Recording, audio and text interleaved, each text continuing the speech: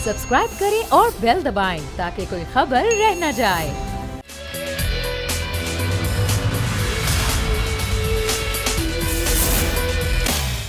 बिस्मिल्लाहिर्रहमानिर्रहीम, अस्सलाम वालेकुम। प्रोग्राम में मैं सुमैया रिजवान। नाज़रीन, आपको वेलकम कहूँगी। वैसे तो जब भी बारिश होती है, पूरे मुल्क की बात करें तो पानी खड़ा हो जाता है, लोगों को दुश्वारी का सामना करना पड़ता है। निकासी आब हो या फिर लोड शेडिंग, दोनों ही बड़े मसले बन जाते हैं। लेकिन कराची की बात क्यों की जाती है बार बार? इसलिए कि कराची में सिर्फ पानी नहीं खड़ा होता, बल्कि उसमें गटर का पानी मिक्स हो जाता है। वो गटर का पानी लोगों के घरों में दाखिल हो जाता है। वो बदबूदार गटर का पानी, इसमें कचरा भी होता है। वो लोगों के लिए मुश्किलात इस तरह पैदा करता है कि उस ताफुन में लोग कैसे रहें। तो ये जो 5वां स्पेल है कराची में, जो बारिश का 5वां स्पेल आया, आज भी शदीद बारिश हुई है कराची के मुख्तलिफ इलाकों में। पानी खड़ा हो गया हमेशा की तरह मुख्तलिफ सड़कों पर, और घरों में पानी दाखिल हो गया। कई इलाकों में तो ये भी सूरत हाल हुई, और उसमें गटर का पानी मिक्स हो गया। कचरा और बदबूदार पानी ने लोगों के लिए रहना घरों में मुश्किल कर दिया है। अब करें तो क्या करें? मुर्तज़ा वहाब साहब कहते हैं कि लाहौर की बारिश की बात क्यों नहीं करते, मीडिया भी नहीं करता। करते हैं जनाब, बिल्कुल करते हैं, लेकिन जब कराची में बारिश होती है तो उसमें कचरा जब मिक्स होता है, गटर का पानी जब मिक्स होता है, तो लोगों के लिए उनके घरों में रहना मुश्किल हो जाता है। यहाँ बात बाहर सड़कों की नहीं हो रही है, बल्कि घरों की भी हो रही है। तो आपने बनाए जी 6 के बाद 7 ज़िले, एक और ज़िले की मंजूरी दे दी, तो मसाइल पहले हल करें, ज़िले बाद में बनाइएगा। अपनी पोजीशन तो मुस्तहकम कर रही है पाकिस्तान पीपल्स पार्टी, लेकिन लोगों के लिए कितनी आसानियां पैदा कर रही है, ये एक बहुत बड़ा सवाल है। और इस सवाल का जवाब देने के लिए जब हम उनसे सवाल करते हैं कि जवाब दें, तो कोई जवाब नहीं देता, बल्कि उस पर एक और जो एक होती है बहसबाजी, वो शुरू जाती है। एक आर्गूमेंट होता है कि जी वो लाहौर की बारिश की बात की जाए, कराची की बारिश की बात नहीं की जाए। क्यों नहीं की जाए? यहाँ के नाले कौन साफ करेगा? एनडीएमए को टास्क दिया गया वफाकी हुकूमत ने, तो एनडीएमए के नाले साफ किए, तो पिछली बारिश में सूरत हाल कदरे बेहतर थी। लेकिन जाहिर है वो नाले साफ नहीं होते, तो आज फिर ऐसी सिचुएशन हुई है। तो सबसे पहले कराची की बारिश की बात करेंगे, इसी से प्रोग्राम का आगाज़ कर लेती हूँ। मुझे कराची स्टूडियोज़ में ज्वाइन कर रहे हैं डिप्टी ब्यूरो हेड शुएब बर्नी। क्या सूरत हाल देखिए आपने आज कराची के मुख्तलिफ इलाकों में, कहाँ कहाँ तेज़ बारिश हुई और अभी क्या सिचुएशन है कराची की? जी देखें, इस वक्त भी तेज़ बारिश का सिलसिला जारी है। कराची के मुख्तलिफ इलाकों में कहीं बारिश हल्की हुई है, लेकिन बहुत से इलाकों में आज दिन भर मूसलाधार बारिश का सिलसिला शुरू हुआ है। सबसे पहले ये बारिश जो है सुरजानी टाउन नॉर्थ कराची के इलाकों में शुरू हुई, इसके साथ साथ गुलशन मेमार सुपर हाईवे वगैरह पर, और उसके बाद फिर शहर के मुख्तलिफ इलाकों में बारान रहमत बहुत तेज़ी के साथ बरसी। आज जो बारिश हुई है ये गरज चमक के साथ, और दिन में अंधेरे जैसा समा था, बिल्कुल काली सिया घटा आई हुई थी, जिसकी वजह से अंधेरा हो गया था और मुख्तलिफ इलाकों में तेज़ बारिश हुई। इस वक्त भी शहर के मुख्तलिफ इलाकों में तेज़ बारिश का सिलसिला जारी है, और जैसे ही बारिश की पहली बूंद बरसती है, कराची शहर में बिजली का बहरान आ जाता है। घरों में, रिहायशी इलाकों में बिजली की फराहमी मुअत्तल हो जाती है। आज भी पता चला है कि 50 से ज़ायद कराची शहर में के इलेक्ट्रिक के जो फीडर्स हैं वो ट्रिप कर गए। इसके साथ साथ जो गुजर नाला जो है वो एक मरतबा दोबारा से ओवरफ्लो हुआ है बाज़ मुकामात पे, और उसका पानी वही रिहायशी गली मोहल्लों में दाखिल हुआ है।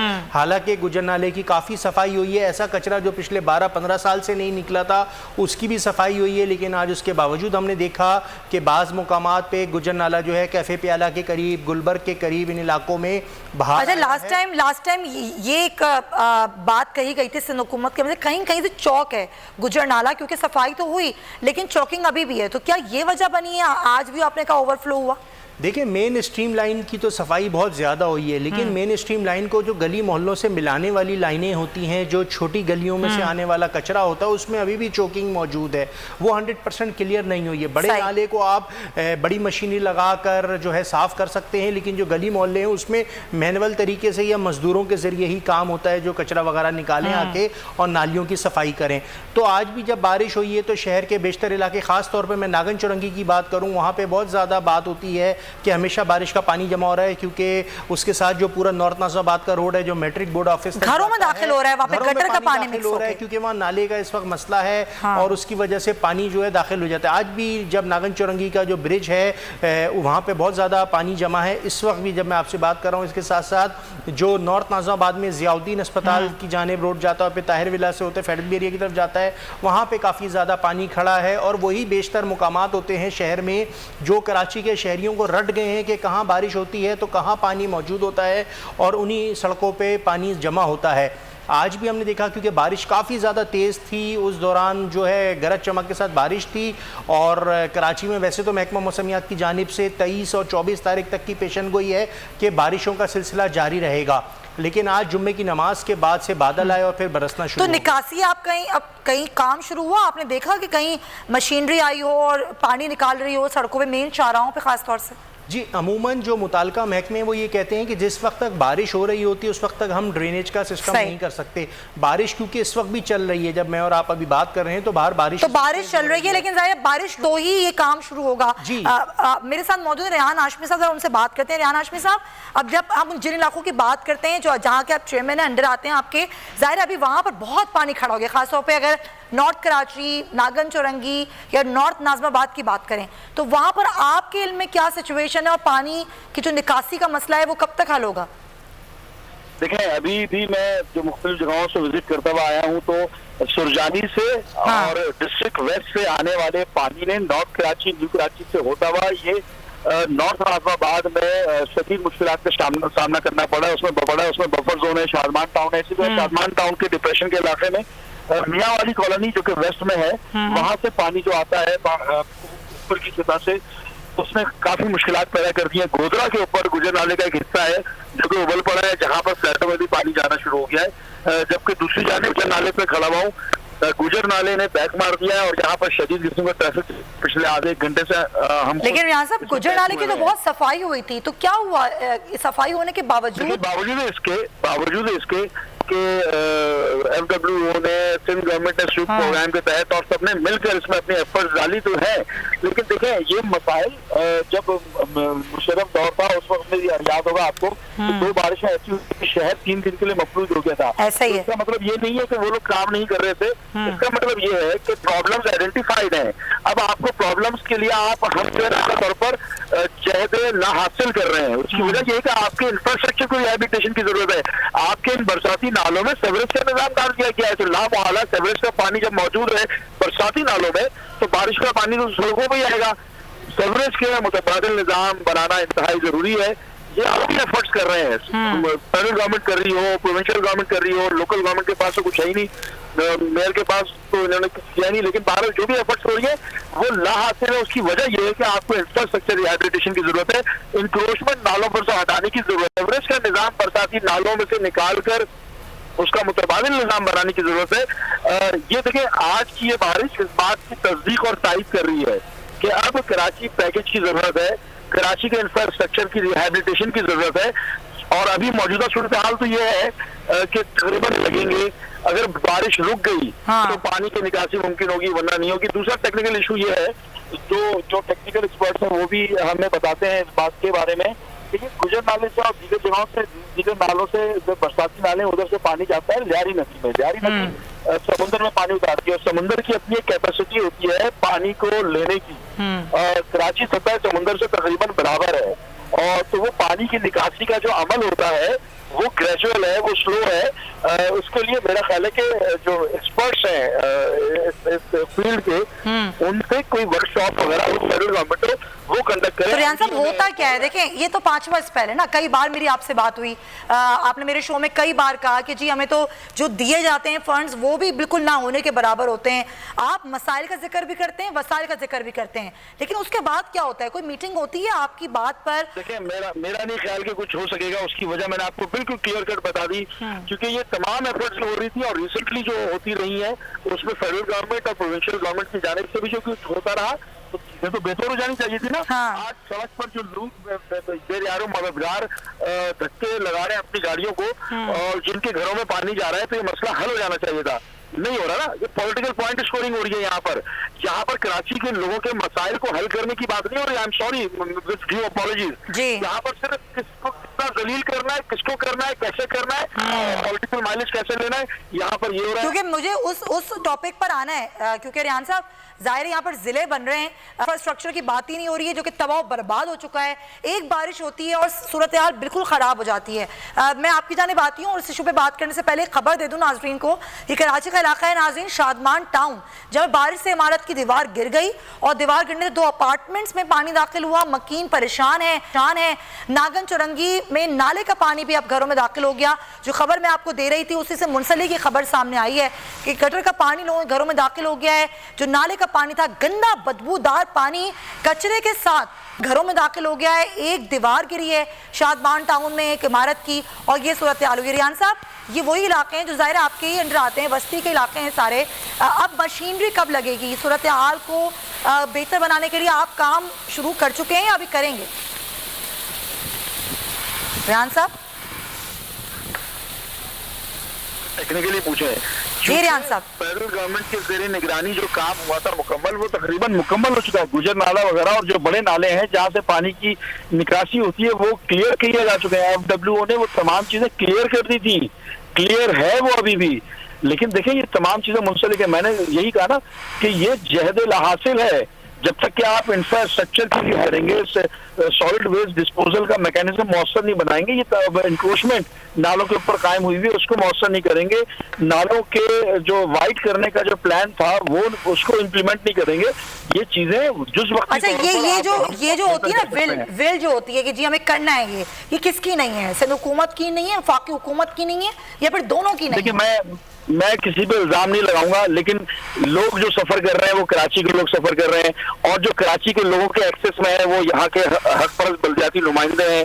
तो इसका मतलब ये हुआ कि बेनिफिशरी हम नहीं है, हम जो है ना लूजर है अभी एट दिस मोमेंट। लोग हमसे पूछ रहे हैं और हमारे पास वो इख्तियार नहीं है, हम ड्राइविंग सीट पे नहीं है, जबकि जिनके पास ड्राइविंग सीट है, जो डिसीजन मेकर्स हैं, वो कराची का स्टेक नहीं रखते। ये बदकिस्मती है। मेरी गुजारिश आपके प्रोग्राम के तवज्जुह से है कि इंडिया में भी मौजूद है कि एक कॉम्प्रिहेंसिव प्लान बनाने की जरूरत है। और वो दूसरी दीगर जो लेते हैं, कोई भी पॉलिटिकल पार्टी हो, उस पॉलिटिकल माइलेज को एक अलग जगह पे रखें, और आप डिप्रेशन में नशेबी इलाकों में से लोगों का पीसफुल डिग्निफाइड जो है जो उनकी रिलोकेशन के ऊपर बात करें, आप इंक्रोचमेंट के हटाने के ऊपर बात करें, आप इन नालों को वाइड करने की बात कर लें। इन बरसाती नालों में सीवरेज का निजाम डाला गया है पूरा। इस सीवरेज के निजाम का मुतबादिल निजाम बनाकर नालों को, बरसाती नालों को सिर्फ बरसात के पानी के लिए मख्सस कर दिया जाए। बहुत सारी चीजें बेहतर हो सकती है, ये हो सकती है, लेकिन जाहिर प्रॉपर प्लानिंग की जरूरत है ना रियान साहब इसमें। आपने ठीक कहा, लेकिन अब वही वाली बात है कि जब काम करने की बात आती है तो काम नहीं होता। जाहिर है उस खबर की जानिब में आना चाहूंगी और थोड़ी डिस्कशन करते हैं कि तो एक और जिला बनाने की मंजूरी सिंध हुकूमत ने दी है, सिंध काबीना में ये मंजूरी दी गई, तो 6 जिला थे, अब जनाब हो जाएंगे 7। और अब तक तकसीम पर जो अब जाहिर है अपोजिशन पे चिराग पाए, वो आज वॉकआउट भी हुआ सिंध असम्बली से, और ये कहा गया कि भाई ज़रूरत क्या पेश आई, जो सिंध का निज़ाम है, जो कराची का निज़ाम है, उसको ठीक करें। लोगों ने तो ये तक कहा कि जब ज़िला मलीर बनाया था तो क्या फ़ायदा क्या हुआ, उस ज़िले को क्या फ़ायदा हुआ? तो आज ज़िला किमाड़ी बना के अगर ये कहा जा रहा है कि वहाँ के लोगों की ख्वाहिश पर बनाया जा रहा है, तो फ़ायदा क्या वहाँ के लोगों का होगा या पाकिस्तान पीपल्स पार्टी को होगा, जो कि अपना मेयर लाने में कामयाब हो जाएंगे? शुएब, ज़रा इसकी अगर हम बात करें जोग्राफियाई सूरत हाल पर, तो क्या सूरत हाल बनेगी और सबसे ज्यादा फायदा पाकिस्तान पीपल्स पार्टी कैसे उठाएगी, जरा बताएं। जी देखें, जैसे कि ये ज़िला कोरंगी की बात सामने आई है तो इस पर तमाम अपोजिशन पार्टीज़ तो एक हो गई हैं। इसके साथ हमने देखा कि जमात इस्लामी आज पाक सरज़मीन पार्टी कराची प्रेस क्लब के सामने भी आ रही हैं। हालांकि अभी उनके पास MNA या MPs नहीं है, जमात इस्लामी के एक MP हैं जो कि लियारी से हैं, लेकिन उसके बावजूद तमाम जमातें मुखालफत कर रही हैं। वो ये कहती हैं कि जो पहले आपने 6 ज़िला बनाए उनको उनका कौन सा हक दे दिया है। अब ज़िला कोरंगी जब बनाया गया तो बताया गया जनाब इससे एडमिनिस्ट्रेटिव मामला बेहतर होंगे, लेकिन एडमिनिस्ट्रेटिव मामला बेहतर नहीं हुए। डिस्ट्रिक्ट सेंट्रल के चेयरमैन हमारे साथ इस वक्त लाइन पे प्रोग्राम में मौजूद हैं, वो खुद बता रहे हैं कि जी शादमान टाउन में पानी भर गया है, इसके अलावा नॉर्थ कराची में पानी आ गया है। ये इस वक्त मैं आपको अपडेट देता चलूँ कि सखी हसन कब्रिस्तान पूरा पानी पानी हो गया है, वहाँ पर भी शादमान के नाले का पानी आ गया है। इसके साथ साथ पापोश कब्रिस्तान में भी पानी भर गया है। यानी रिहायशी इलाके तो छोड़ दें, आप कब्रिस्तान महफूज नहीं है वहाँ। आप बताएं जब पानी इतना खड़ा हो जाएगा तो कब्रों की क्या सूरत हाल होगी। शादमान टाउन की इसी रोड पर हर दफ़ा बारिश का पानी ये डूब जाता है। सूरत हाल यही है। आप 6 ज़िले से 7वां ज़िला बनाएं, लेकिन एडमिनिस्ट्रेटिवली अगर नहीं बनाएंगे तो इसको तमाम सियासी जमातें यही कहेंगी कि आप अपनी सियासी जमात को फ़ायदा पहुंचाने के लिए इक़दाम कर रहे हैं। अगर आप आवाम से पूछें, हमने 3 दिन में अपने नुमाइंदगान को पूरे कराची में भेज के लोगों से ये सवाल करवाया कि जनाबे वाला आप कराची के शहरी हैं, ज़िला किमाड़ी बनने पर आप क्या कहेंगे? लोग कह रहे हैं हमें तो कोई फ़र्क नहीं पड़ेगा। लोग कहते हैं कराची के आम शहरी यानी किमाड़ी ज़िले में खड़े होके, जो किमाड़ी का इलाका है वहाँ पर खड़े हुए लोग कह रहे हैं कि भाई हमें कोई फ़र्क नहीं पड़ेगा, हमारे इलाके में टूटी फूटी सड़कें हैं, रोड ऐसे हैं, सड़कें ख़राब हैं, वो वैसे ही रहेंगी। अब आप एक इलाके को किमाड़ी से आपने जो सामने हमारे मीडिया के सामने चीज़ें आई कि जनाबे वाला इसमें किमाड़ी, साइट एरिया, बल्दिया टाउन और मंगो पीर तक होगा। अब जो मंगो पीर में रहने वाला है और उसको अपना बर्थ सर्टिफिकेट या डोमिसाइल या पीआरसी का काम करना है तो उसको मंगो पीर से किमाड़ी आना पड़ेगा, जिसके दरमियान 40 किलोमीटर का फासला है। तो इस तरह से ही ये चीज़ें बहुत मुश्किल लग रही हैं। तो एडमिनिस्ट्रेटिवली कैसे ये स्ट्रॉन्ग होगा? लेकिन पाकिस्तान पीपल्स पार्टी जरूर स्ट्रांग हो सकती है, बल्दियाती इलेक्शन में अपना मेयर लाने में जरूर कामयाब हो सकती है। रियान साहब, यहाँ पर सिर्फ 7 अजला की बात नहीं की जा रही, खबरें तो ये भी हैं कि पीपल्स पार्टी 9 अजला बनाने के मूड में।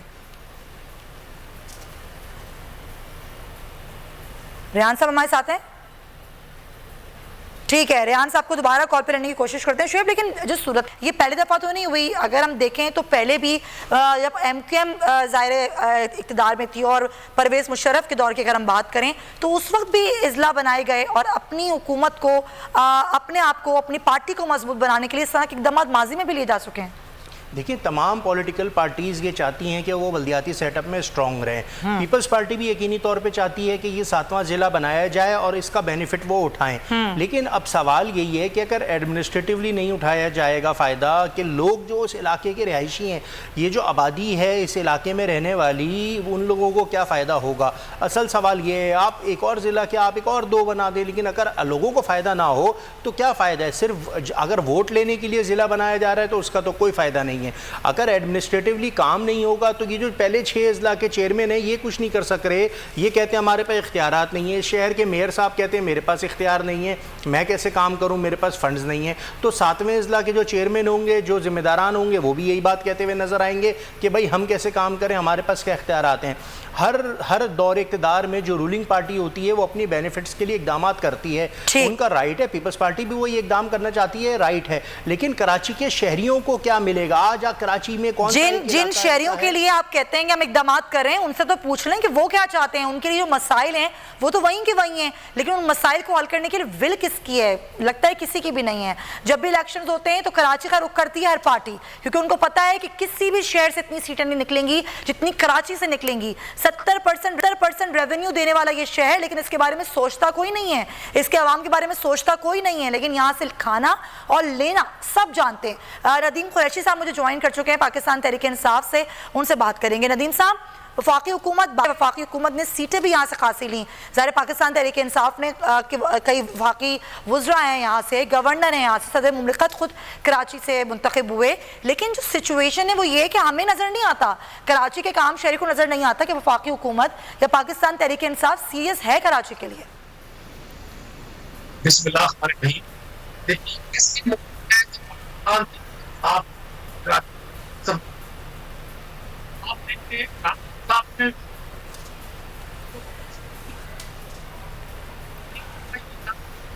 ठीक है, आपकी आवाज़ सही तरीके से मुझ तक नहीं आ रही है। नदीम साहब की आवाज़ थोड़ी बेहतर करते हैं, क्योंकि आपकी बात बड़ी इंपॉर्टेंट है। क्योंकि बात की जाती है कि पाकिस्तान तहरीक-ए-इंसाफ कितनी संजीदा नज़र आती है। अगर हम बात करें तो कमेटी बनने की बातें हुई, मुलाकातें भी हुई, वज़ीर आज़म ने कई दौरे भी कराची के किए, लेकिन हमें कोऑर्डिनेशन का फुकदान नज़र आता है। कोऑर्डिनेशन कमेटी बनाने की तो बातें हुई और कहीं हद तक वो बन भी गई, लेकिन वो काम कैसे करेगी? क्योंकि आपस में अगर एतमाद का फुकदान हो, कोऑर्डिनेशन का फुकदान हो, तो फिर काम नहीं होता, फिर लोगों के लिए काम नहीं होता, सिर्फ अपनी पार्टी के लिए और अपनी सियासत बचाने के लिए काम होता है। और हमने कराची में देखा भी ऐसे ही, जितनी भी जमातें हैं कराची में, खासतौर पर अगर पाकिस्तान पीपल्स पार्टी की बात करें जो कि खासे अरसे से यहाँ पर हुकूमत कर रही है, उसकी विल भी नज़र नहीं आती। अगर हम MQM पाकिस्तान की बात करें तो MQM पाकिस्तान भी यहाँ पर हुकूमत करती रही, पहले पाकिस्तान पीपल्स पार्टी के साथ मिलकर, अब पाकिस्तान तहरीक-ए-इंसाफ के साथ इत्तेहादी बनकर, लेकिन उस तरीके से उसकी विल भी नज़र नहीं आती। सियासत चमकाई जाती है, बयानबाजी बयानबाजी ज़रूर की जाती है,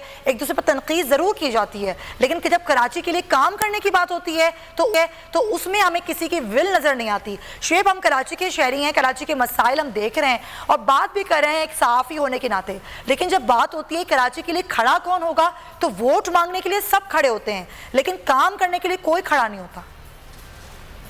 जी देखिए, जिस तरह कराची शहर में इस वक्त अगर आप हमारे ऑफिस से निकल के किसी भी इलाके में जाएंगी, आपको कराची में कोई भी एक सड़क ऐसी नहीं मिलेगी जो टूट फूट का शिकार ना हो। कराची में आपको कहीं भी कोई एक इलाका ऐसा नहीं है जिसमें कचरे के मसाइल ना हो। पानी पूरा आधा कराची खरीद के पी रहा है, यानी कितनी बड़ी बदनसीबी है कि कराची शहर में साफ पीने का पानी दस्तयाब नहीं है। हम पानी पीते हैं वो हमें खरीद के पीना पड़ता है। ये सिर्फ मैं अकेले एक आदमी बात नहीं कर रहा, जिसकी कम तनख्वाह है, जिसकी ज्यादा तनख्वाह है, वो भी पानी की बोतल खरीद के पीता है। घरों में केन आते हैं और उसी से पानी होता है। ऐसा ही है। ये बात अब मुझे आप बताएं कि कराची शहर में पानी अगर साफ नहीं है, सीवरेज के मसाइल हैं, कूड़े के मसाइल हैं, टूटी फूटी सड़कें हैं, बिजली के मसाइल हैं, तो ये मेगा मेट्रोपॉलिटन सिटी तो फिर प्रॉब्लम्स का शिकार रहेगा। कराची जिसमें 2-2.25 करोड़ 2.5 करोड़ आबादी है, उनको आप किस तरह से फैसिलिटेट करेंगे? पब्लिक ट्रांसपोर्ट का मसला कराची में मौजूद है, पब्लिक ट्रांसपोर्ट यहाँ नहीं है। जो शहर में रिक्शा टैक्सी चलते हैं उनकी हालत आपके सबके सामने है, तबाही का शिकार हैं वो भी। इसके साथ साथ जो बसें चलती हैं, जो इतने पुराने दौर की बसें हैं, उनमें कोई पैसेंजर बैठने की बात करे तो शीशे उसके खिड़कियाँ टूटे हुए हैं, बसों की हालत ख़राब है। तो एक तरफ तो मसला नहीं है, सबसे ज़्यादा जो इस वक्त कराची के जो अहम मसाइल हैं वो यही गंदगी, कचरा, कूड़ा, गटर के सीवरेज के मसाइल, और कराची के डिस्ट्रिक्ट वेस्ट के बाज़ इलाकों में तो एक एक बूंद पानी नहीं आता, वहाँ सिरे से लाइन में पानी नहीं आता। और कराची में अब ये जो पानी की जो एक किल्लत का मसला है, इसके साथ साथ जो कूड़ों का मसला है, उसकी वजह से आपकी गलियों में जो मौजूद कचरा है वो प्रॉपर वहाँ कचरा कुंडियों तक नहीं पहुँचता, वो गलियों में पड़ा रहता है, उससे बीमारियाँ फैलती हैं, लोग बीमार होते हैं। इसके साथ साथ जो सड़कें हैं उनकी दोबारा रिपेयर मेंटेनेंस नहीं होती। हमेशा ये होता है जब भी बारिश का मानसून का सीज़न आता है, उसके बाद जो कारपेटिंग होती थी रोडों की, जब बल्दियाती इलेक्शन हो भी जाएंगे मसला हल होगा।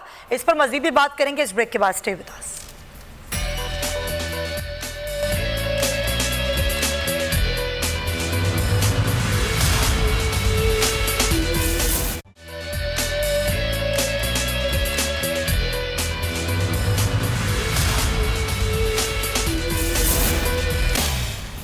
Welcome back to the show. और हम बात कर रहे हैं कराची के मसाइल की। तो कराची के मसाइल अपनी जगह हैं, जू के तू हैं और मज़ीद अजला बन रहे हैं। और ये भी खबर है कि पाकिस्तान पीपल्स पार्टी सिर्फ 7 ज़िला बनाने पर जो है, अजला बनाने पर जो है वो इक्तफा नहीं करेगी। यहाँ पर 9 अजला बनाने की बात की जा रही है। और ये सारी सूरत हाल क्यों पेश आ रही है? क्योंकि 8 दिन बाद ज़ाहिर जो मुद्दत है वो अपनी कंप्लीट कर रहे हैं जो बल्दियाती इदारे हैं। बल्दियाती इलेक्शंस होंगे तो पाकिस्तान पीपल्स पार्टी की जो पोजीशन है वो मुस्तहकम हो जाएगी अगर वो इस तरीके से अजला बनाएंगी और अपना मेयर लाने में कामयाब हो सकती है। इस तकसीम पर ज़ाहिर जो अपोजिशन जमातें हैं वो बड़ी आग बगूला हैं और इस बात पर तमाम अपोजिशन जमातें हैं, वो PTI हो, MKM हो या दीगर जमातें हो, PSP समेत।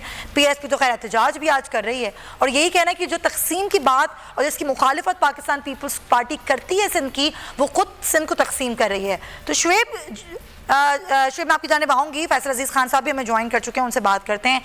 फैसल साहब, कराची के मसाइल अपनी जगह हैं। बारिश होती है तो यहाँ पर सूरत हाल ख़राब हो जाती है, चाहे वो निकासी आपका मसला हो, नालों का पानी घरों में दाखिल हो, गटर का पानी घरों में दाखिल हो। लेकिन यहाँ पर पाकिस्तान पीपल्स पार्टी जो है वो नए अजला बना रही है और सर 7 नहीं, यहाँ पर तो 9 अजला बनाने की बात हो रही है। तो आपको लगता है कि यहाँ के जो कराची के आवाम है, क्या वो वही ये चाहते हैं जिस तरह पीपल्स पार्टी कहती है कि उनकी ख्वाहिश पर हो रहा है ऐसा? देखिए, 2 मुख्तलिफ चीज़ें हैं। एक तो मामला ये है कि सियासी तौर पर पाकिस्तान पीपल्स पार्टी इस वक्त ये समझ रही है कि वफाक ने प्लान किया हुआ है और वफाक कुछ वक्त के साथ कोई ना कोई आईनी कानूनी सूरत हाल बना के कराची को अपने कंट्रोल पे लेगी, क्योंकि लोगों के मसाइल हल नहीं हो रहे हैं। बारिशों के अंदर जो सूरत हाल होती है, जो सफाई की सूरत हाल है, जो पानी की सूरत हाल है, जो मैनेजमेंट की सूरत हाल है, हर जगह पे गवर्नेंस मैनेजमेंट के इश्यूज आए, ना ट्रांसपोर्ट है ना ये है। और इसका मंजरनामा हम देखते हैं सिर्फ पाकिस्तान, जनाब गुलजार अहमद साहब ये बात करते हैं तो कराची की और सिंध की थोड़े नाला नजर आते हैं। तो पीपल्स पार्टी अपने आप को मजबूत करने के लिए सियासी तौर पर ये सब कुछ कर रही है। ग्राउंड के ऊपर सिनेरियो मुख्तलिफ है। अच्छा, अब पीटीआई के ऊपर अब दबाव बढ़ गया। 2 साल हो गए, पीटीआई कराची की सबसे बड़ी पार्टी है। यहाँ के एमएनएस एमपीएस को एक पूरा माहौल दिया है। इमरान खान साहब ने कह दिया है अभी रिसेंटली एक इंटरव्यू के अंदर, उन्होंने कहा है कि हम कराची से मुतालिक एक आईनी तौर पर बड़े मामला फैसले लेकर सुप्रीम कोर्ट में गए और मेट्रोपॉलिटन सिटी के तौर पर देखते हैं। तो वफाक का माइंड डिफरेंट है। फिर एनडीएमए ने, फौज ने आके जो काम किया है, लोगों को एतमाद हो गया कि फौज जो काम कर सकती है, जो उससे क्या वो 12 साल में पीपल्स पार्टी की हुकूमत नहीं कर सकी और पैसे खर्च होते रहे। तो अब ये सारी चीजें performance wise people's party face करने के बजाय अब वो सियासी ऐसे मामला को कर रही है जिससे लिसानियत में इजाफा हो रहा है और वो मुस्तकबिल में सीट्स की तरफ बढ़ रही है। क्लियर है, सुप्रीम कोर्ट एक तरफ है, वफाकी हुकूमत एक तरफ है, पीटीआई की गवर्नमेंट अलग, एमक्यू मल एक साइड पर और पीपल्स पार्टी दूसरी जानिब है। अब ये सारी चीजें जब आगे बढ़ेंगे तो साथ साथ फिर वो एहतसाब वाली बात भी इमरान खान ने बार बार कही और फिर 120 के करीब नैब कोर्ट्स बन रहे हैं जिसमें पाकिस्तान पीपल्स पार्टी के मुकदमात हैं बहुत सारे जो मुस्लिम लीग नून की गवर्नमेंट में दर्ज हुए हैं और मुस्लिम लीग नून की गवर्नमेंट के अंदर पीपल्स पार्टी में मुकदमा दर्ज हुए हैं। तो वो केसेस आगे बढ़ेंगे तो एक बहुत मुश्किल वक्त पाकिस्तान पीपल्स पार्टी के सामने खड़ा हो रहा है, आ रहा है। तो अब उसमें उन्होंने ऐसी चीजें खड़ी की हैं जिसका ग्राउंड पर तो कोई शायद किसी को फायदा ना हो, इससे कौम परस्ती और लिसानियत। लेकिन क्या पाकिस्तान पीपल्स पार्टी खुद फायदा उठा पाएगी इससे? फायदा के पीपल्स पार्टी के अंदर भी बहुत सारे अनासिर ऐसे हैं जो इस तरह की पॉलिसीज को सपोर्ट नहीं कर रहे हैं और वो समझते हैं कि डिलीवरी होनी चाहिए, गवर्नेंस बेहतर होनी चाहिए, करप्शन में कमी होनी चाहिए, लोगों के मसाइल हल होने चाहिए। वो असल पीपल्स पार्टी के लोग जो कि मोहतरमा बेनजीर भुट्टो के साथ रहे हैं वो इस वक्त खामोश हैं, लेकिन वो इस तरह के रवैये पर जो इस वक्त की हिकमत अमली उसके ऊपर नाला है। हम यहाँ अगर देखें मुराद अली शाह साहब की, तो मुराद अली शाह साहब डिलीवर करने में उस तरह कामयाब नहीं हो सके और जितने उनके ऊपर केसेस हैं, जितनी उनकी हाजिरियां नैब में हो रही हैं, आसिफ ज़रदारी साहब की भी हाजिरियां हो रही हैं और लोगों की भी हाजिरियां और शुरू होंगी। तो ऐसी सारी सूरत हाल के अंदर एक ऐसा एनवायरनमेंट बनाया जा रहा है जिसके अंदर कार्ड को खेला जाए और वो बजाय परफॉर्मेंस बेस हो वो इस बुनियाद के ऊपर उसकी तैयारी हो रही है। और अब ये मजे की बात ये कि सबको समझ आ रहा है, सोशल मीडिया पे बहुत ज्यादा बातें हो रही है, टेलीविजन हो रही है, तो पीपल्स पार्टी जो है इसको सही तरह खेल भी नहीं पा रही है और एक्सपोज हो रही है पाकिस्तान पीपल्स पार्टी। देखना ये होगा कि जो फायदे के लिए ये सब काम किए जा रहे हैं वो फायदा किस हद तक होता है आगे जाके मुस्तकबिल में। साथ रहिएगा फैसल साहब, हमारे नदीम कुरैशी साहब को भी शामिल गुफ्तगू करते हैं। नदीम साहब, बारिशें तो यूपी हुई, वहाँ पर भी हम देख रहे हैं बहुत तनकीद का निशाना बनाया जा रहा है पंजाब हुकूमत को, खासतौर पर वज़ीर आला पंजाब को, कि क्या किया आपने पंजाब में। पंजाब का बुरा हाल है, वहाँ पर भी सड़कें तालाब का मंजर पेश कर रही हैं, लेकिन सिर्फ कराची की ही सूरत हाल पर वज़ीर आज़म भी बात करते हैं और दीगर वज़रा भी बात करते हैं। तो क्या आपको लगता है कि जो सूरत हाल कराची में होती है और वैसी ही सूरत हाल पंजाब में भी होती है, लाहौर में भी होती है, कुछ मुख्तलिफ सूरत हाल नहीं होती बारिश के बाद? नहीं, तो आज तो नेटवर्क का प्रॉब्लम है, बड़ी कोशिश है आपके साथ रास्ता बहाल हो जाए, लेकिन आपका सही तरह हो नहीं रहा। सही। लेकिन मैं आपको अर्ज कर दूं, पंजाब को अगर आप सिंध के सब मिलाएंगे, हमें सिंध की अहमियत से, सिंध की इम्पोर्टेंस से, सिंध से प्यार में कोई कमी नहीं है। जो लोग पाकिस्तानी हैं वो सिंध से उतना प्यार करेंगे, लेकिन अगर हालात को आप कंपेयर करते हैं तो आप पंजाब को कराची के साथ कंपेयर नहीं कर सकते। लाहौर की और पंजाब की सूरत हाल बहुत बेहतर है। आपका कैमरा तो अब हर चीज को दिखा सकता है। मैं समझता हूँ बाद सूबों के पास जो इख्तियारात आए हैं वहाँ फेडरल गवर्नमेंट का रोल बड़ी हद तक महदूद सा हो जाता है। आप देख लें कि हमने पंजाब में जो सूरत हालात थे, लेकिन नदीम कुरैशी साहब, पंजाब में भी जब बारिश हुई तो वहां पर भी कई लोग जहाँ बाक हुए, छतें गिर गई मकानात की, लोग करंट लगने से जहाँ बाक हुए। कल की जो फिगर्स थे वो 17 अफराद थे जो जहाँ बाक हो चुके थे। और लाहौर में जो बारिश हुई है तो हालात कोई इतने अच्छे नहीं हुए, घरों में पानी दाखिल हुआ, सड़कों में पानी खड़ा है, लोगों को परेशानी वहां पर भी है। देखिए, जब बारिश की रफ्तार इतनी ज्यादा हो तो इमरजेंसी की सूरत हाल तो दुनिया की किसी भी जदीद तरीन शहर में हो सकती है। आपके सामने न्यूयॉर्क की, वाशिंगटन की, लंदन की बहुत सारी। तो फिर ठीक है ना, अगर आप पूरी दुनिया की मिसाल दे रहे हैं तो फिर कराची में भी अगर ज्यादा बारिश हो जाती है और हालात खराब हो जाते हैं तो फिर यहाँ पर गवर्नर राज लगाने की और टेक ओवर करने की क्यों बातें की जाती हैं? देखिए, हम जमहूरियत पर यकीन रखते हैं। इमरान खान साहब, पाकिस्तान तहरीक साहब कभी भी किसी गवर्नर राज के हवाले से ना कोई ऐसी बात हुई है।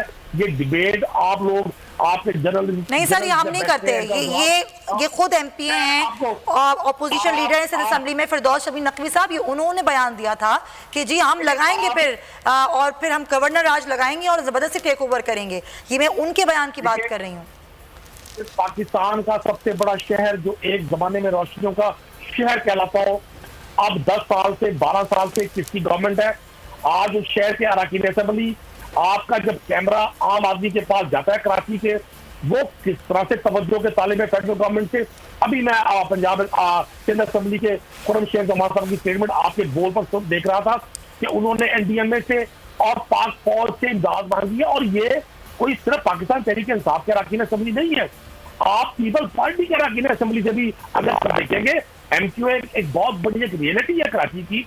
अगर आप एमक्यूएम के जो मेयर है उनसे पूछेंगे, आप कराची के आम शहर से पूछेंगे, आप जर्नलिस्ट से पूछेंगे, आप सिविल सोसाइटी के लोगों से पूछेंगे, तो सिंध हुकूमत की कारकर्दगी पर नहीं, इसमें कोई दो राय नहीं है, इसमें कोई दो राय नहीं है। मैं तो बस ये कह रही हूँ कि जब कराची की सूरत हाल पे बात होती है तो फिर पंजाब की सूरत हाल पे बात होनी चाहिए। जब वहाँ पे हालात खराब होते हैं बारिश के बाद, तो बिल्कुल वहाँ की हुकूमत से भी पूछा जाए ना कि भाई ये क्यों हो रहा है, ये अगर ये इतनी अच्छे मामलात हैं तो फिर यहाँ पर पानी खड़ा नहीं होना चाहिए, लोग नहीं मरने चाहिए, मकानों की छतें नहीं गिरनी चाहिए। ये मेरा पॉइंट था। खैर चले, आपका पॉइंट आ गया है, मुझे आगे बढ़ने दें। शुएब बर्नी आपका बहुत शुक्रिया, फैसल अजीज खान साहब आपका भी बहुत शुक्रिया। नाज़रीन, तो बातें हो रही हैं ज़ाहिर आपकी, तो पंजाब की सियासत पे मैं आऊँगी। और ज़ाहिर एपीसी की बात हुई, पंजाब में जो अपोजिशन जमातें हैं वो इकट्ठी ज़रूर हुई, लेकिन अब उसमें भी दरारें पड़ रही हैं। एक तरफ तो हमने देखा कि मरियम नवाज़ एक्टिव हुई, खुद नवाज शरीफ साहब एक्टिव हो गए, उन्होंने कहा मैं खुद देखूंगा तमाम पार्टी के मामलात। उन्होंने मरियम नवाज़ को टेलीफोन कॉल की। लेकिन जो आपस में जो अपोजिशन जमातें हैं उनमें भी कुछ दरारें और कुछ इख्तलाफात की खबरें सामने आई हैं, और उस पर मैं तमाम तरह सूरत में बात भी करूँगी इस ब्रेक के बाद। स्टे विद अस।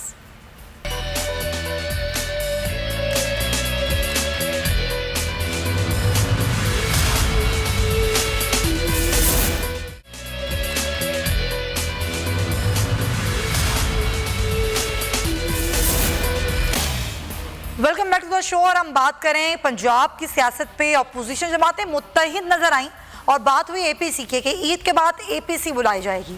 वो एपीसी अभी तक नहीं हुई, अब कहा जा रहा है कि मुहर्रम के बाद एपीसी बुलाई जाएगी। लेकिन उससे पहले ही खबर सामने आ गई है कि जो अपोजिशन जमातें हैं उनमें आपस में दरारें पड़ गई हैं। खासतौर पर नून लीग और पीपल्स पार्टी से जो 4 अपोजिशन जमातें हैं, जिनमें JUI है, जमात इस्लामी है, PK मैब और नेशनल पार्टी, ये नाराज नजर आ रही हैं। कि नाराजगी की वजह क्या है? मुझे ज्वाइन किया है ब्यूरो हेड इस्लामाबाद गुलाम मुर्तज़ा ने। तो मुर्तज़ा से पहले ज़रा बात करते हैं, फिर डिस्कशन करेंगे। मुर्तज़ा, क्या वजह हुई ये मुत्तहिद अपोजिशन जमातें, ये इनका जो इत्तेफाक था, इत्तेहाद था, ये डानाडोल क्यों नज़र आ रहा है? क्या वजह हुई है कि जमातें जो एतमाद करना था पीपल्स पार्टी और नून लीग पर कर नहीं पा रही हैं?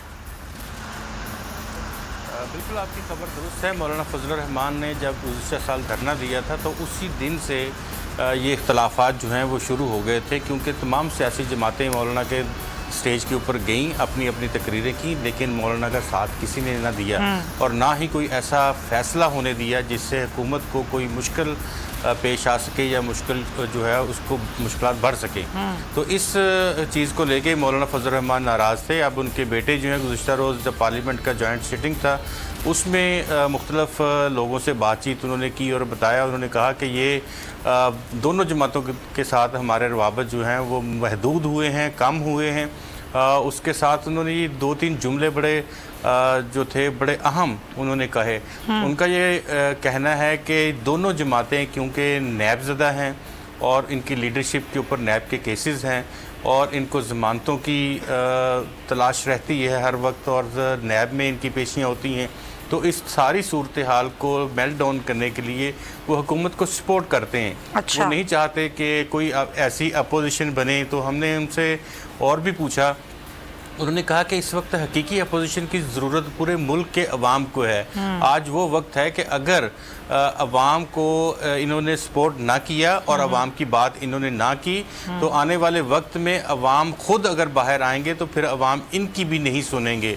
तो इन्हें चाहिए कि अवामी इश्यूज़, जो महंगाई है, जो बिलों में इजाफा है, जो बाकी यूटिलिटी आइटम्स की कीमतों में इजाफा है, ये वो अवामी इश्यूज़ हैं। बेरोज़गारी है, इनको एड्रेस किया जाए। इन सियासी पार्टियों ने वोट लिए हैं और अगर वो इस तरह से एड्रेस नहीं करते अवाम के जो भी इस वक्त मुश्किलात हैं उनको, तो हुकूमत और अपोजिशन में क्या फ़र्क रह जाएगा। बिल्कुल ऐसा ही है। और अपोजिशन उस तरीके से एक्टिव नजर नहीं आती है। बयानबाजी के हद तक तो बहुत कुछ होता है, बयानबाजियां चल रही हैं, लेकिन एक्टिवली जिस तरीके से अपोजिशन को काम करना है वो होता नहीं है। ऐवान के अंदर भी हमें नज़र यही आता है कि अपोजिशन हुकूमत का ही साथ देती है, चाहे किसी तरह के मामलात हों, चाहे वो कोई किसी भी किस्म की कानून साजी हो, तो वहाँ पर हमें अपोजिशन खड़ी नज़र आती है हुकूमत के साथ। नदीम कुरैशी साहब, आज तो शेख रशीद साहब का ये बयान भी आया है सामने कि हुकूमत जो है वो अब नवाज शरीफ को वापस लाने के लिए अदालत जाएगी, तो क्या कोई इस तरह की प्लानिंग हो रही है? कुछ सोच रहे हैं आप लोग? बिल्कुल इस तरह की प्लानिंग है। देखिए, नवाज शरीफ साहब 3 बार इस मुल्क के प्राइम मिनिस्टर रहे। बुनियादी तौर पर तो उनको खुद चाहिए था कि वो आगे बढ़े, कानून को पेश करे।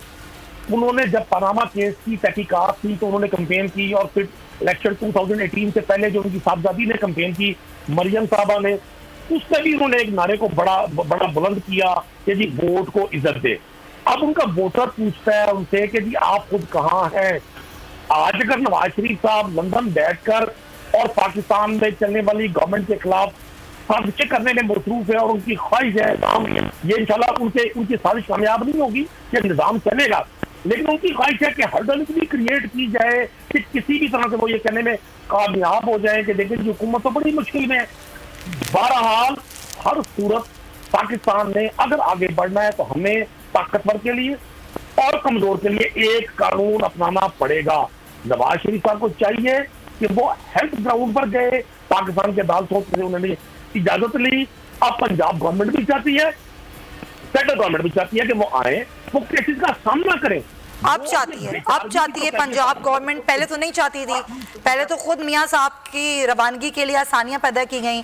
पंजाब हुकूमत ने खुद बताया कि जी वो ऐसी तबीयत में है, उनकी तबीयत इतनी नासाज है कि यहाँ इलाज नहीं हो सकता। तो अब चाहती है लेकिन पंजाब गवर्नमेंट कि आ जाए वापस वो। पंजाब की हुकूमत ने आसानियां पैदा की, डॉक्टर्स की रिपोर्ट थी। अब हुकूमत तो कभी भी तो वो डॉक्टर्स भी कौन थे नदीम कुरैशी साहब? अच्छा, आप वो डॉक्टर्स मियां नवाज शरीफ के डॉक्टर्स तो नहीं थे ना?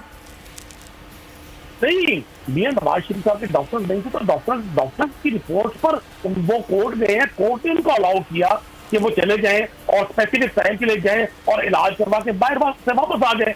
अब वो जाकर वहां तशरीफ फरमाए, वहां जलवा अफरोज है, उनकी मुख्तलिफ नजर आती है, वो घूमते हुए नॉर्मल लाइफ गुजार रहे हैं। तो मैं समझता हूँ अखलाकी तौर पर वो पाकिस्तान के 3 बार प्राइम मिनिस्टर रहे हैं, आज भी उनको दावा है कि जो बड़े पॉपुलर लीडर हैं पाकिस्तान के। चले वो अखलाकी तौर पर वापस आ जाएं। आपका ये कहना है, आप लोग जो कोशिश करेंगे वो तो करेंगे। अब आप लोग सोच रहे हैं कि भाई अब उनको लेकर आए। चले ठीक है, देख लेते हैं खबर क्या है। मुर्तजा, खबर क्या है? मियां साहब वाकई एक्टिव हो रहे हैं, वतन वापस आएंगे या वहीं से बैठकर ही पार्टी को चलाएंगे लंदन से?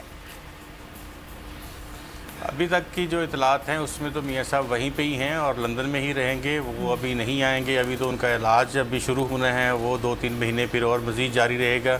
अभी ना ही उनके लिए हालात साजगार हैं, क्योंकि गुज़िश्ता रोज़ भी वज़ीर-ए-आज़म ने जो बातें की हैं कि वो NRO नहीं देंगे, वो बातचीत नहीं करेंगे, किसी तरह से नहीं छोड़ेंगे। तो सियासी हलके जो हैं वो ये भी बता रहे हैं कि शायद कुछ एहतसाब का एक नया रेला जो है वो आने को है, और आने वाले दिनों में आप देखेंगे कि हफ्ते 10 दिन के बाद मुहर्रम अल हराम आसानी से गुजर जाए, तो 10 मुहर्रम के बाद आप देखेंगे कि नैब भी मज़ीद एक्टिव होगा, और आप देखेंगे कि लाहौर से, रावलपिंडी से, इस्लामाबाद से, दीगर शहरों से काफ़ी लोगों को दोबारा एहतसाब अदालतों में जाना पड़ेगा, एहतसाब में बुलाया जाएगा, नैब में रेफरेंसेस केसेस होंगे, शायद कुछ ऐसे नए केसेस भी जो हैं वो कुछ इतलात हैं कि ऐसे केसेस सामने आए हैं जिनमें 2 बड़ी सियासी जमातों के बड़े रहनुमाओं को। तो क्या बुज़दार साहब के लिए मुश्किलात मज़ीद बढ़ेंगी या फिर वो मुश्किलात सिर्फ अपोजिशन जमातों के लिए ही होंगी? ज़्यादा तो जाहिर है कि अपोजिशन जमातों के लिए मुश्किलात होंगी, हुकूमत के जो लोग हैं उनके लिए मुश्किलात तो नहीं होती। आपने गुज़िश्ता 2.5 साल से आप देख रही हैं नैब के तजर्बात भी और बाकी भी, लेकिन अगर इस लिहाज से देखा जाए कि उस्मान बुज़दार जो हैं उनको कुछ हलके जो हैं वो चाहते हैं कि वो उनकी जगह पे किसी और जो शख्स है उसको लाया जाए तो फिर भी नैब का जो अदारा है उसी को इस्तेमाल किया जाएगा, क्योंकि सुल्तानी गवाह भी कुछ लोग बने हैं, कुछ और भी चीज़ें सामने आ रही हैं। अच्छा। तो लेकिन इमरान खान साहब बार बार ये बात कहते हैं कि अगर उस्मान बुज़दार कहीं जाते हैं तो फिर हमें सोचना होगा कि हमने आगे क्या करना है। आगे क्या करना है, बिल्कुल ऐसे ही है। हुकूमत के लिए खुद भी बड़ी टफ सिचुएशन होगी। मुर्तज़ा बहुत शुक्रिया आपका, नदीम कुरैशी साहब आपका। असल बात ये नाज़रीन, प्रोग्राम के आखिर में बस मैं यही कहना चाहूँगी, चाहे हुकूमत किसी की भी हो, लेकिन हुकूमतों को ये सोचना होगा कि जिन लोगों का वोट लेके हुकूमत बनाते हैं, कभी उनका भी सोचें, कभी उनके मुस्तकबिल के बारे में भी सोचें कि वो लोग अभी तक उन्हीं परेशानियों में और उन्हीं मसले मसाइल में घिरे हुए हैं और आप लोग अपनी सिर्फ सियासत बचाने की कोशिश करें। इसी नोट के साथ इंशाल्लाह आपसे होगी पीर को मुलाकात। अपना बहुत ख्याल रखिएगा। अल्लाह हाफ़िज़।